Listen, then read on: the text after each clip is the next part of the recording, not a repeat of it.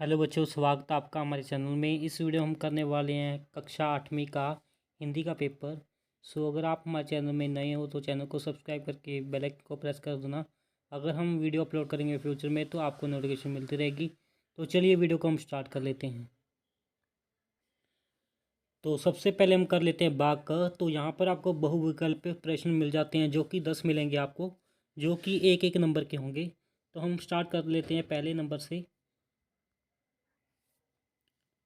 पहला नंबर हम देख लेते हैं, निम्नलिखित में से कौन सा शब्द उज्ज्वल की संधि है। तो इसका आंसर आएगा नंबर 3, जो कि है उज्ज्वल। तो यहाँ पर इसको हम मार्क कर देते हैं नंबर 3 को, ये वाला इसका आंसर आएगा। नंबर 3, निम्नलिखित में से दूर उपसर्ग का उदाहरण छांटे। तो इसका आंसर हम देख लेते हैं। तो इसका नंबर आएगा नंबर 2, जो कि है ये वाला। तो आपके सामने हम मार्क कर देते हैं इसको भी।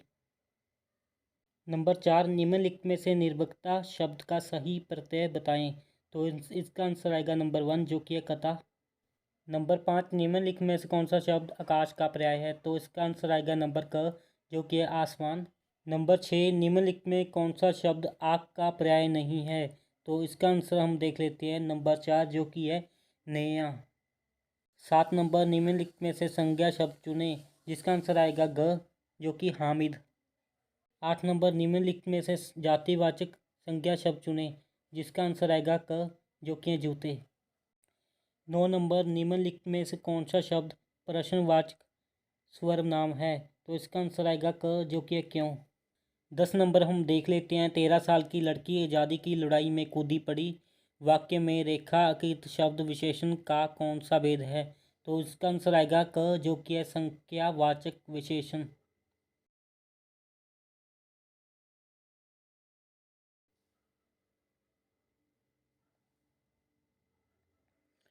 अभी कर लेते हैं हम नंबर 2, जो कि है निम्नलिखित प्रश्नों में उत्तर दें। तो यहाँ पर हमें प्रश्न दिए गए हैं, जिसके साथ आपको कुछ टाइप के 4 ऑप्शन दे रखी हैं।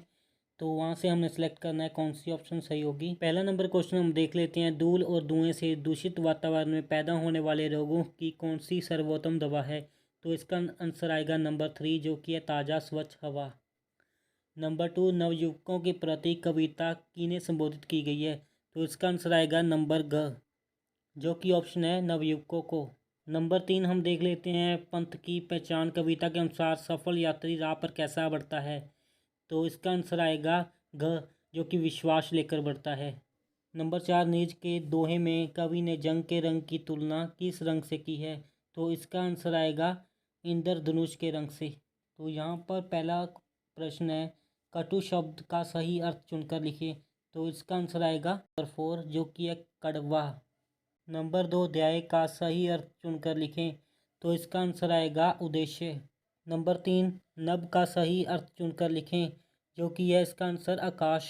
आगे की तरफ आपको प्रसंग मिल जाता है, जिससे आपने ढूंढ के प्रश्न का उत्तर देखना है। तो हमने ऑलरेडी इसमें ढूंढ रखा है। तो पहला नंबर प्रश्न हम देख लेते हैं, उपयुक्त प्रांश के अनुसार कौन सा शब्द पथ शुभ है। तो इसका आंसर देख लेते हैं हम। तो इसका आंसर आएगा नंबर 1, जो कि है स्वयं का पथ। 2 नंबर हम देख लेते हैं, उपयुक्त प्रयास के अनुसार मन किस पथ की ओर झुकता है। तो इसका आंसर आएगा क, जो कि है स्वयं की पथ की ओर। उपयुक्त प्रयास में आए शब्द पथ का अर्थ क्या है। तो यहाँ पर इसका आंसर आएगा, यहाँ पर जो पथ का आंसर होता है वो होता है रास्ता। तो यहाँ पर रास्ता इसका आंसर आ जाएगा। नंबर 4, यह प्रयास किस कविता से लिया गया है। तो इसका आंसर आएगा घ, जो कि नवयुवकों के प्रति। नंबर 5, इस कविता के कवित्री या कवि का नाम बताएं। तो इसका आंसर आएगा क, जो कि मैथिली शरण गुप्त। आगे हम कर लेते हैं। तो यहाँ पर आपको सही या गलत में ऑप्शन चुननी है। तो पहला नंबर हम देख लेते हैं, जो कि यह सास का पुल्लिंग शब्द ससुर होता है। तो इसका आंसर आएगा सही। तो हम सही पे क्लिक कर देंगे। नंबर 2, दवाई का बहुवचन दवाइयाँ होगा। तो इसका आंसर भी आएगा सही। तो नंबर 3, अस्थाई शब्द के विपरीत शब्द से मिलाएं। तो हमने अस्थाई के विपरीत शब्द देखना है। तो इसका शब्द आएगा स्थाई। तो यहाँ पर स्थाई इसका विपरीत शब्द है।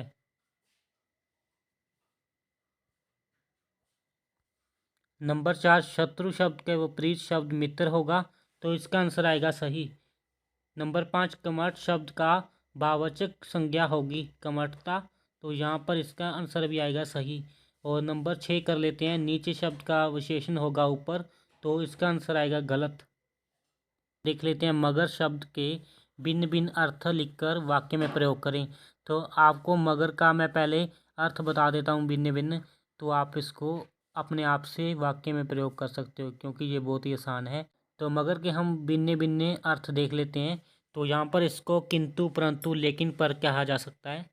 आगे लिखा हुआ है, निम्नलिखित वाक्य में क्रिया अकर्मक है या सकर्मक, तो उसने अपना वाहन रोक दिया, तो यहाँ पर ये अकर्मक है या सकर्मक वो देख लेते हैं।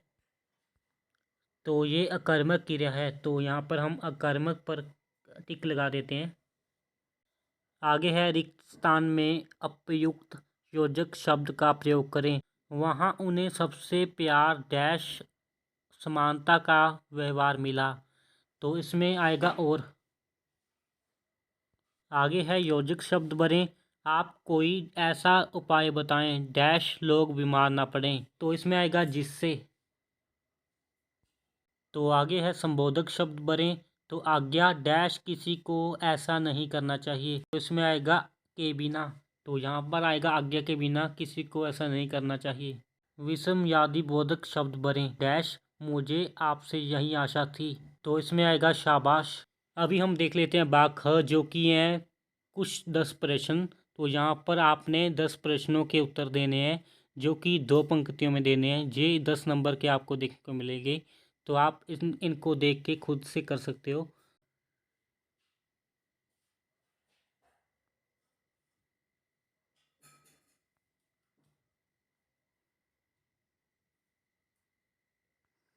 तो 3 नंबर पे आपको प्रश्न उत्तर मिलते हैं, जहाँ पर आपको बताया गया कि आपने किन्हीं 3 प्रश्नों के उत्तर 3-4 लाइन में देने हैं। तो 5 प्रश्न आपको देखने को मिलेंगे, जिसमें आपने 3 करने हैं। तो 3 के हिसाब से आपको ये 15 अंक के देखने को मिलेंगे, तो ये भी आप खुद से ही कर लेना। तो हम नीचे कर लेते हैं, आपको दिखाते हैं। तो अभी आ चुका है भाग घ, तो यहाँ पर किन्हीं 2 प्रश्नों के हम उत्तर देंगे। तो 3 प्रश्न है, यहाँ पर आपने 2 के देने हैं, बट आपको मैं तीनों ही करा देता हूँ। तो पहला प्रश्न है, क्रिया विशेषण किसे कहते हैं, उदाहरण सहित लिखें।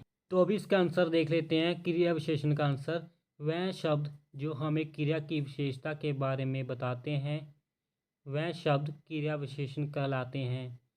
जैसे हिरन तेज भागता है, इस वाक्य में भागना क्रिया है। तेज शब्द हमें क्रिया की विशेषता बता रहा है कि वह कितनी तेज भाग रहा है, तो यही है इसका आंसर। तो नंबर 2 क्वेश्चन हम देख लेते हैं, योजक की परिभाषा दें और उदाहरण सहित लिखें।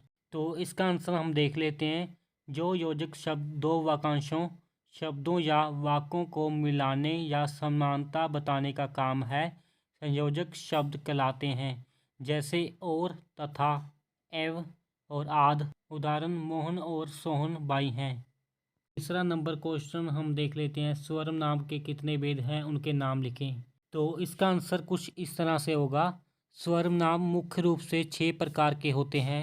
पुरुषवाचक स्वरनाम, निश्चयवाचक स्वरनाम, अनिश्चयवाचक स्वरनाम, प्रश्नवाचक स्वरनाम और संबंधवाचक स्वरनाम और निजवाचक स्वरनाम। यह सभी 6 प्रकार के स्वरनाम होते हैं। इन सभी के अलग अलग पहचान होती है, तो यही है इसका आंसर। तो आगे हम देख लेते हैं, यहाँ पर आपको मुहावरे बताए गए हैं। तो यहाँ पर आपने किसी 3 मुहावरों के अर्थ बताकर उनको स्पष्ट करना है। तो सबसे पहले हम देख लेते हैं, बीड़ा उठाना। इसका आंसर आएगा, कठिन काम का दृढ़ संकल्प लेना। मौत को गले लगाना, तो इसका अर्थ होगा मौत को खुशी से कबूल करना या मरने के लिए तैयार रहना। नंबर 3 जान पर खेलना, तो इसका आंसर आएगा जीवन संकट में डालना। नेक्स्ट है, होनहार वीरवान के होंठ चीखने पात, तो इसका हम अर्थ देख लेते हैं। तो इसका अर्थ होगा दूर से सब चीज़ें अच्छी लगना।